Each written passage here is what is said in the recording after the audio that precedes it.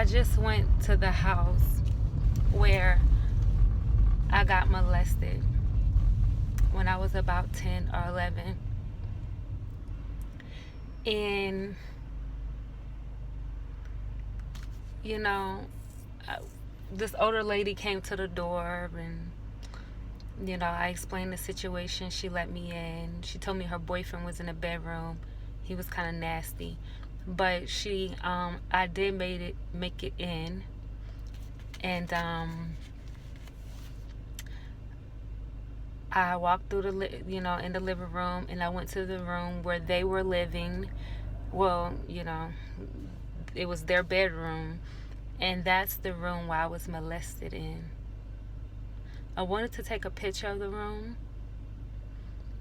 I had dreams that room was bigger than what I just saw. It was a small room, and it still had the white, like, old school towels on the floor. Like,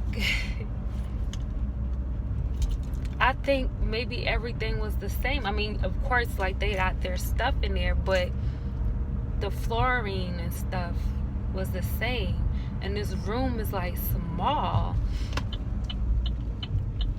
It was a queen size bed in the room, and it didn't even look like, you know what I'm saying? It just looked like that room was too small for it. But like I said, I always thought that room was bigger.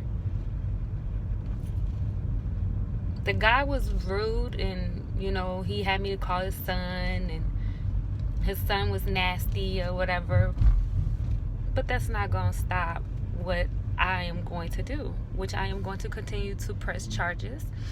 And I got a little bit of the inside of the house, and maybe I shouldn't have took a picture of the room, but I got it inside of the house, the living room, the outside.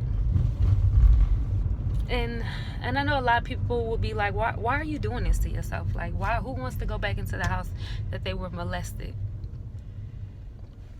Because for me, the enemy always tries to put these dreadful images in my mind about that day, and make it seem like, ooh, the big bad wolf, came through, and yes, it is a horrible thing that happened to me. I just didn't want to allow fear to take over my mind of this, because I realized I'm stopped being a victim of this. I want to stop being a victim of this. I'm a survivor, and I feel once you reach that that thing in you that you just say, you know what, I'm gonna be a survivor, then you stop playing, you stop doing certain things that will have you to be the victim, and you start showing strength and power and all these things. And I'm already on my path to doing that.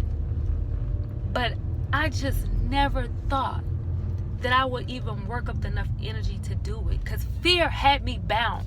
Fear had my heart beating out my chest before I could even get out the car, and didn't even want me to knock on the door. It's not about their responses, that they wouldn't, let me take a picture of the room. I wasn't that polite. The boyfriend, it's okay, because that was for me. What happened in that 10 minutes,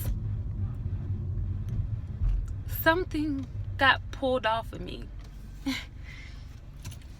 that was on me for a very, very long time, since the day that happened to me, So I thank God for this strength that I have, because without him, I wouldn't have been able to do that.